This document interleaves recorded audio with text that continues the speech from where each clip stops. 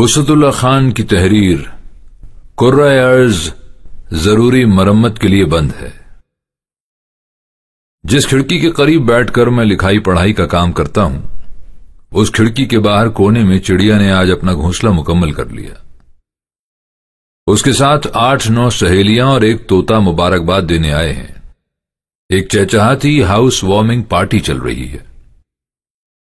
حالانکہ یہ سب مجھے دیکھ رہے ہیں، مگر ان کی چوں چوں اور ٹینٹیں میں کوئی وحشت نہیں۔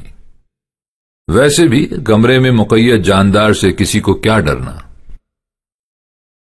فیض صاحب جب تخت گرا رہے تھے اور تاج اچھال رہے تھے، یا پھر وہ دن کے جس کا وعدہ ہے ہم دیکھیں گے لکھ رہے تھے، تو انہیں کیا معلوم تھا کہ ایک دن یہ نظمیں انسان کے سوا قرۂ ارض کے ہر جاندار اور تازہ ہوا کو ترستے آسمان کا ترانہ بن جائیں گی۔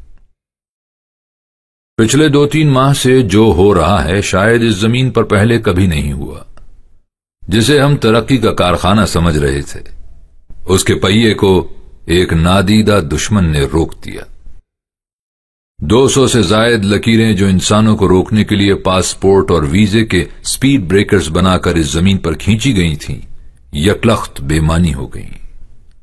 کیا امریکہ، کیا صومالیہ اور کیا مکہ، کیا ہریدوار، ویٹیکن اور کیا دیوار گریا، سب ایک ہی صف میں کان پکڑ کر کھڑے کر دیے گئے ہیں۔ سنتے آئے تھے کہ جاگیردار کو جب کسی معزز حریف کی عزت خاک میں ملانا ہوتی تو گاؤں کے سب سے نچلے راندہ درگاہ شخص سے سرعام جوتے لگواتا تھا، تاکہ یہ قصہ نسل در نسل یاد رہے۔ آج فطرت ایک گھٹیا وائرس کے ہاتھ میں جوتا پکڑا کر اشرف المخلوقات کا وہی حشر کر رہی ہے، اور جسے جوتا پڑ رہا ہے وہ یہ بھی نہیں کہہ سکتا کہ وہ اس کا مستحق نہیں۔ سنا ہے اب تک عالمی اسٹاک مارکیٹ میں 2.5 سے 3 ٹریلین ڈالر پانی ہو گئے۔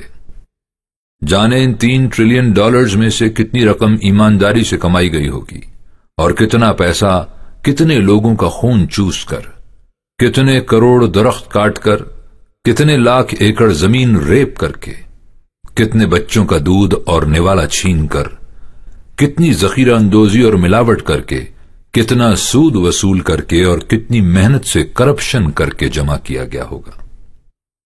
آنے والے دنوں میں اسٹاک ایکسچینج اور اجناس کی منڈی کے ساتھ مزید کیا ہونے جا رہا ہے، سب وقت کی دیوار پر لکھا ہے۔ جس دنیا کے آدھے وسائل اور دولت 100 انسانوں یا ان کی کمپنیوں کے قبضے میں ہوں، ایسی جنت شداد کیسے کسی دیدہ و نادیدہ دشمن کے سامنے سیسا پلائی دیوار بن سکتی ہے؟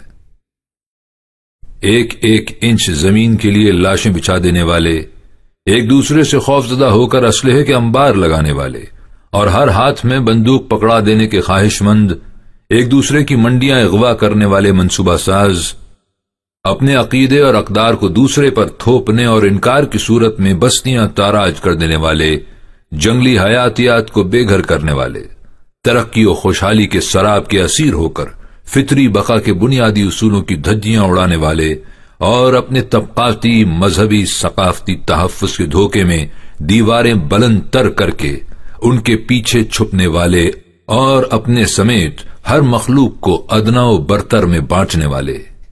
آج ان سب کے مکھیا کہہ رہے ہیں کہ اگر 2-2.5 کروڑ لوگوں کی قربانی لے کر بھی یہ وائرس ٹل جائے تو خدا کا شکر ادا کرتے ہوئے سمجھنا کہ سودا برا نہیں۔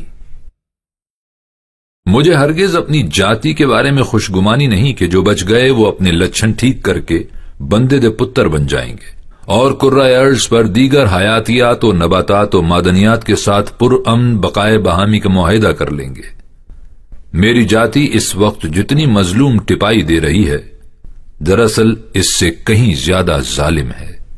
فی الحال تو میں اپنی کھڑکی کے باہر آدمی کے خوف سے آزاد گھونسلہ بنانے والی چڑیا اور اس کی اچھلتی پھدکتی ہمجولیوں کی چہچہاتی خوشیوں میں مگن ہوں، اور اس کھڑکی بھر آسمان کو جی بھر کے دیکھ رہا ہوں جو جانے کب سے خالص نیلا دکھنے کے لیے ترس رہا تھا۔